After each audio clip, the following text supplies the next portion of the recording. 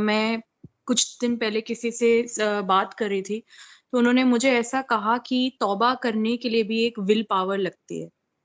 کیونکہ جس کے پاس ول پاور نہیں ہے وہ کوئی نیکی نہیں کر سکتا۔ تو اس چیز کو بھی اس امپلیمنٹ کرنے کے لیے کہ وہ توبہ مانگے اپنے معافیوں کے لیے، ول پاور کا ہونا بہت ضروری ہے، مینٹل ول پاور کا ہونا، ایموشنل ول پاور کا ہونا۔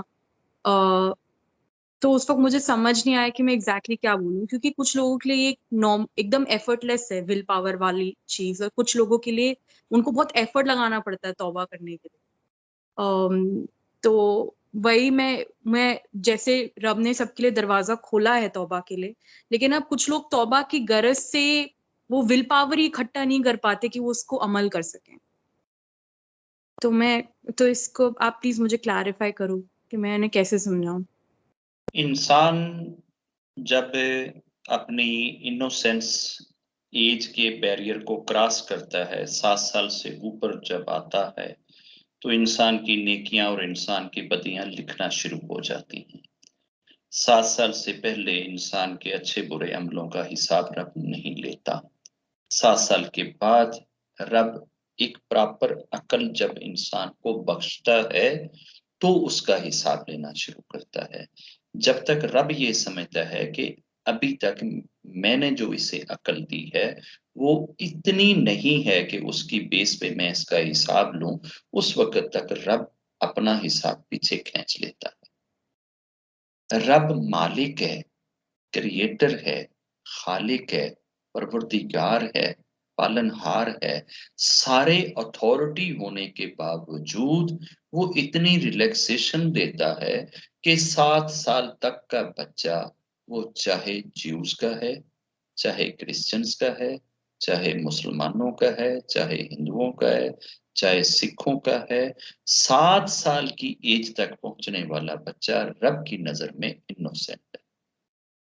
اس کے سر پہ کسی قسم کا کوئی پاپ نہیں ہے۔ اگر بیفور 7 ایئر اس کی ڈیتھ ہو جاتی ہے تو وہ بچہ کسی بھی دھرم کے نیشن کا ہو، وہ سیدھا سورگ میں جائے گا۔ اس کے لیے رب کی طرف سے کوئی حساب کتاب نہیں ہے۔ حساب کتاب کی ایج آفٹر 7 ایئر شروع ہوتی ہے۔ 7 سالوں کے بعد انسان کا جو نیکیوں کا اور برائیوں کا جو دفتر ہے وہ کھل جاتا ہے، اوپن ہو جاتا ہے۔ اس میں آپ کی ڈیلی کا حساب لکھ دیا جاتا ہے کہ آپ نے آج پاپ کتنے کرے، نیکیاں کتنی کرے۔ جب انسان کوئی خطا کرتا ہے، غلطی کرتا ہے، مسٹیک کرتا ہے، پاپ کرتا ہے، تو ایک بہت لائٹ چھوٹا سا ایک نشان سیاہ رنگ کا دھبا بندے کے ہردے پہ، بندے کے دل کے اوپر ڈال دیا جاتا ہے۔ اس پاپ، اس خطا، اس غلطی کی وجہ سے ایک ڈاٹ انسان کے ہردے پہ آ جاتا ہے۔ اگر تو انسان نے اس خطا کے بعد، غلطی کے بعد کوئی نیکی بڑی کر لی، کوئی اچھائی بڑی کر لی، کوئی پوجا اچھی کر لی، جپ کر لیا اور اس طرح کی چیز کر لی، تو یقیناً وہ والا جو دھبا تھا، جو برائی کی وجہ سے لگا تھا، وہ دھل جائے گا اس نور کی وجہ سے، جو نور انسان نے نیکی کے ذریعے اپنے دل کے اوپر اکٹھا کیا۔ اگر انسان پاپ کے اوپر پھر پاپ کرتا ہے، ایک دھبا اور لگ جاتا ہے، پھر پاپ کرتا ہے، ایک دھبا اور لگ جاتا ہے، پھر پاپ کرتا ہے، ایک دھبا اور لگ جاتا ہے۔ اگر کنٹینیوسلی انسان اپنے پاپوں کی روش کو، پاپوں کی روٹین کو کنٹینیو رکھتا ہے اور نیکیوں کا دروازہ بند رکھتا ہے، تو ایک وقت آتا ہے کہ انسان کا دل پورے کا پورا سیاہ ہو جاتا ہے۔ جب انسان کا دل اس گناہ کی سیاہی کی وجہ سے کالا ہو جائے تو پھر اس کے اوپر نورانیت کے، رب کے نور کے اور رب کی رحمت کے آثار جو ہیں وہ پڑتے نہیں ہیں، وہ دکھتے نہیں ہیں۔ پھر ایسے انسان کو رب کی طرف جانا، رب کی بات سننا، رب کو ماننا، رب کو پوجنا، وہ اسے بہت مشکل لگتا ہے، وہ اس کے لیے بہت ڈیفیکلٹ ہو جاتا ہے۔ اب اپنے اس ہردے کو نہیں بچا پاتا اور وہ آہستہ آہستہ چلتے چلتے سیاہی کے اندر ڈوب جاتا ہے تو پھر اس کے لیے توبہ کرنا مشکل ہو جاتی ہے، ول پاور، وہ اسٹرینتھ نہیں رہتی۔ ایسے لوگوں کو کوئی بہت بڑا، کوئی رب کا مہان بندہ، رب کا نیک بندہ، رب کا پارسا، کوئی سچا اور سچا گرو، کوئی پادری، کوئی فقیر، کوئی پیر، وہ اگر ملے اور اپنی نظر سے اس کے دل کو دھو دے تو کچھ کہا نہیں جا سکتا۔ اس لیے رب کے بندوں کی محفل میں جانے، رب کے بندوں کی محفل میں بیٹھنے، رب کے بندوں سے رحمت کی نظر مانگنے، ان کے چرنوں میں رہنے، ان کے اشرم سے بھیک لینے، ان سے بلیسنگ لینے کی ہدایت ہمیشہ سے انسانوں کو،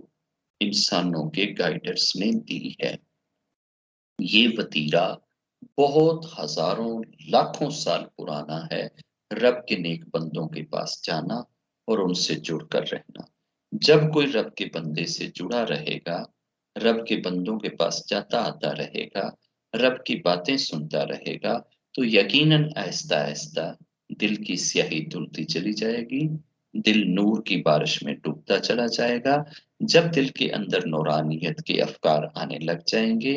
اور جب دل کے اندر وہ نورانی وائبس کریٹ ہونا شروع ہو جائیں گی تو یقیناً وہ دل توبہ کی طرف آٹومیٹکلی اٹھے گا، اور پھر انسان کے اندر وہ ول پاور، وہ شکتی، وہ طاقت آ جائے گی کہ انسان اپنی خطاؤں کو رب کے سامنے ہمیشہ رکھے گا۔ رب کے جو نیک بندے، جو پیارے بندے، جو پارسا بندے، جو مہا پرش ہیں نا، وہ تو ہمیشہ رہتے ہی رب سے معافی مانگنے کے چکر میں، وہ تو اپنی پوری لائف کو دیکھتے ہی ایک اور انداز سے ہیں۔ ہم تو دن رات اپنے آپ کو سرٹیفکیٹ دے دے کے، اپنے سر پہ ٹائٹل سجا سجا کے، اپنے آپ کو میڈل لگا لگا کے، ہم نے تو اپنے آپ کو دنیا کا سب سے اچھا، دنیا کا سب سے عمدہ، دنیا کا سب سے بہتر انسان دینے کا ٹائٹل پکا سجایا ہوا ہوتا ہے، سر پہ یہ تاج ہمیشہ سجایا ہوا ہوتا ہے۔ رب کے بندوں کا وتیرہ، ان کا طریقہ کار، ان کا لائف کا سٹائل، وہ بڑا ڈیفرنٹ، بڑا عجیب، بڑا انوکھا اور بہت ہی ایک طرح سے امپریسو ہوتا ہے کہ وہ ساری زندگی دن رات رب کے بندوں اور رب کی پوجا میں ہی لگے رہتے ہیں۔ اس کے باوجود جب راتیں آتی ہیں تو ان کی راتیں رب کے سامنے رونے میں اور رب کے سامنے گریہ زاری کرنے میں اور رب کے سامنے آنسو بہانے میں بیت جاتی۔ وہ کبھی بھی خود کو ایک پوتر بنا کے، ایک موڈسٹ بنا کے، ایک نیک انسان بنا کے رب کے دربار میں نہیں کھڑا کرتے، وہ اپنے آپ کو ہمیشہ مجرم کی صف میں کھڑا کرتے۔ ربا تیرا مجرم،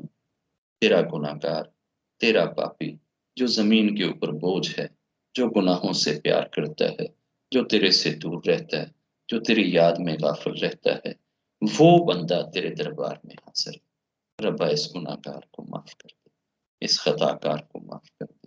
اس پاپی کو معاف کر دے، اس کی خطاؤں سے درگزر کر دے۔ یہ ان کی وہ عرضیاں ہوتی ہیں جو ان کے اوپر رحمت کی بارشیں کھول دیتی ہیں۔ اور ادھر یہ لوگ اپنے آپ کو گناہ گاروں کے آئی جی بنا کے پریزنٹ کر رہے ہوتے ہیں، اور ادھر آسمانوں پہ ایک الگ تماشا لگا ہوتا ہے۔ ادھر رب سارے آسمانوں کے فرشتوں کو اکٹھا کرتا ہے اور کہتا ہے آؤ ذرا دیکھو میرے اس بندے، کیا اس نے کل سارا دن میں کوئی پاپ کرا؟ فرشتے کہتے ہیں ربا کوئی پاپ نہیں کرا۔ کیا اس نے کوئی خطا کری؟ ربا اس نے کوئی خطا نہیں کری۔ کیا اس نے کسی کا کوئی دل دکھایا؟ ربا اس نے کسی کا کوئی دل نہیں دکھایا۔ کیا اس نے کوئی میرے حکم کے خلاف ایکشن کیا؟ تیرے حکم کے خلاف ایکشن نہیں کرا۔ تو دیکھو نا میرے اس بندے، دیکھو تو صحیح اس کی زبان پہ کیا شبد ہے، دیکھو تو صحیح یہ کیا بول رہا ہے، دیکھو تو صحیح یہ کیا کہہ رہا ہے۔ تو فرشتے کہتے ہیں ربا وہ تیرے سے تیری رحمت کا امیدوار ہے، وہ تیرے سے معافیاں مانگتا ہے، وہ اپنے آپ کو خطا کار کہہ رہا ہے، اپنے آپ کو گناہ گار کہہ رہا ہے، اپنے آپ کو پاپی کہہ رہا ہے، تو رب پھر کہتا ہے جاؤ لوح محفوظ سے تختی اٹھا کر لاؤ اور اس کے اوپر لکھ دو میں نے اپنے اس بندے کو معاف کر میں نے اپنے اس بندے کو معاف کر دی میں نے اپنے اس بندے کو معاف کر دی اس تختی کے اوپر نورانی تختی کے اوپر رب کے نورانی فرشتے نورانی شبدوں کے ساتھ اس بندے کی برات کا اس بندے کی معافی کا اعلان کرتے ہیں اور رب وہ تختی کو کہہ دیتا ہے جاؤ اب اس کو سنبھال کے رکھ دینا کل کو جب یہ میرا بندہ میرے دربار میں آئے تو اس وقت یہ تختی اٹھا کے لے جب ایسے بندے ڈے آف ججمنٹ میں اپنے رب کے دربار میں جائیں گے تو ان کے لیے اتنے لاکھوں کروڑوں فرشتے مغفرت کی اور بخشش کی تختیاں اٹھا کے کھڑے ہوئیں گے کہ وہ ایک گھٹا چھائی ہوئی ہوئے گی ایک پرا بندھا ہوا ہوئے گا اور رب اس سے بندوں کو بڑے تاج کے ساتھ پروٹوکال کے ساتھ عزت کے ساتھ نفاست کے ساتھ ان کو ایک پورے جتھے کی شکل میں جو ان سے پیار کرنے والے محبت کرنے والے چاہنے والے ان سے جڑے ہوئے ان کے نام لینے والے وہ ان کے پیچھے پیچھے ہوئیں گے اور آگے یہ پرا باندھ کے صبر کی طرف جائیں گے رب سے دعا ہے کہ وہ ہمارے دلوں کو اس قدر دھوئے رکھے اس قدر صاف رکھے اس قدر پوتر رکھے کہ ہمارا دل ہمیشہ رب سے توبہ کے لیے کرتا اور نہ کرتا دونوں خطاؤں کو ماننے کے لیے تیار رہے ہمارے اندر سیٹن کا جذبہ کبھی نہ آنے پائے سیٹن میں اور انسان میں فرق صرف اتنا ہے خطا انسان سے بھی ہوئی خطا سیٹن سے بھی ہوئی سیٹن نے اپنی خطا اپنے گلے پہ نہیں ڈالی اپنی ذمہ داری میں نہیں ڈالی اپنے اوپر نہیں ڈالی اس نے آدھی خطا کا ذمہ دار ایڈم کو اور آدھی خطا کا ذمہ دار خدا کو گردان دیا تھا ایڈم سے خطا ہوئی تھی تو ایڈم نے پوری کی پوری غلطی اپنی جھولی میں ڈال لی تھی اور اس نے سیدھا سٹریٹ فارورڈ انکنڈیشنل رب سے یہ کہا تھا ربا میں نے خطا کر لی میں نے اپنی جان پہ ظلم کر لیا کہیں یہ نہیں کہا کہ ربا یہ سیٹن نے مجھے برباد کر دیا سیٹن نے مجھے گناہگار کر دیا سیٹن نے میرے سے خطا کر لی اس نے جھوٹی تیرے نام کی قسمیں کھائیں میں اس کے فریب میں آ گیا میں اس کے دغے میں آ گیا میں اس کے چنگل میں آ گیا یہ سارے آرگیو ایڈم بھی کر سکتے تھے یہ ساری دلیلیں ایڈم بھی دے سکتے تھے مگر ایڈم نے کوئی ایسی دلیل حالانکہ ہوا سارا کچھ رب کے سامنے کیا رب کو نہیں پتا کہ اس کو بہکانے والا سیٹن ہے کیا رب کو نہیں پتا کہ سیٹن نے جھوٹی جا کر رب کی قسمیں کھائیں اس کے آگے کیا اس کو نہیں پتا تھا رب نہیں جانتا تھا کہ اس کے ساتھ کیا کچھ ہوا ساری چیزیں رب کے سامنے سورگ میں رب کی آنکھوں کے آگے ہونے والی ہیں اس کے باوجود وہ بندہ ہے اور اپنی خطاؤں کو اپنی جھولی میں ڈالے جا رہا ہے نہیں کہہ رہا ایسی کوئی چیز ایسا تو نہیں ہے کہ رب کو کوئی بھول لگ جاتی ہے یا رب کو کوئی خطا ہو جاتی ہے یا رب سمجھتا نہیں یا رب جانتا نہیں رب جانتا ہوتا ہے اپنے بندوں کے دلوں میں اٹھنے والے رازوں کو بھی جانتا ہے اٹھنے والی سوچوں کو بھی جانتا ہے اٹھنے والے خیالوں کو بھی جانتا ہے اٹھنے والی اچھاؤں کو بھی جانتا ہے ہم نے تو اپنے زندگی کی لاسٹ بریتھ میں جو تھاٹ اپنے ذہن میں لانی ہے رب کو تو آج بھی اس تھاٹ کا پتہ ہے کہ یہ اس پل میں کیا سوچ رہا ہوئے گا اتنی سوچوں کے اوپر گرفت رکھنے والے رب کے سامنے انکنڈیشنل سرنڈر انکنڈیشنل توبہ انکنڈیشنل معافی ربا میں نے اپنی جان پہ ظلم کیا میں نے اپنے ساتھ زیادتی کری اگر تو نے معاف نہ کیا تو میں خطا کاروں میں ہو جاؤں گھاٹا پانے والوں میں ہو جاؤں تو رب نے بھی انکنڈیشنل معافی دی تھی جو ایڈم نے تجھے معاف کر رب نے بھی یہ نہیں کہا کہ تو میں نے دیکھ کے میرے سامنے بہ کے سورگ دے وچ رہ کے پھر بھی تو ایڈی بڑی خطا کر لی جب انکنڈیشنل معافی ہوتی ہے تو ایڈم کو بھی معافی مل جاتی انکنڈیشنل معافی رب ہم سب کو مانگنے والا بنائے اور ہمیں ایسی سوچ دے کہ ہم اپنے رب سے ہمیشہ انکنڈیشنل معافیاں مانگنے والے بنے رہیں کبھی ہم کوئی اڑپس نہ کریں ہم کوئی اڑچنے نہ اپنے ذہن میں لائیں رکاوٹیں اپنے ذہن میں نہ لائیں بس ہر پل ہر لمحہ ہر گھڑی اپنے رب کے دربار اپنے ہاتھ اور اس سے معافی مانگیں۔ رب سے امید ہے کہ وہ اپنے پیاروں کے صدقے سے ہم سب کی خطاؤں سے درگزر کرے اور ہمیں معاف کرے۔ جے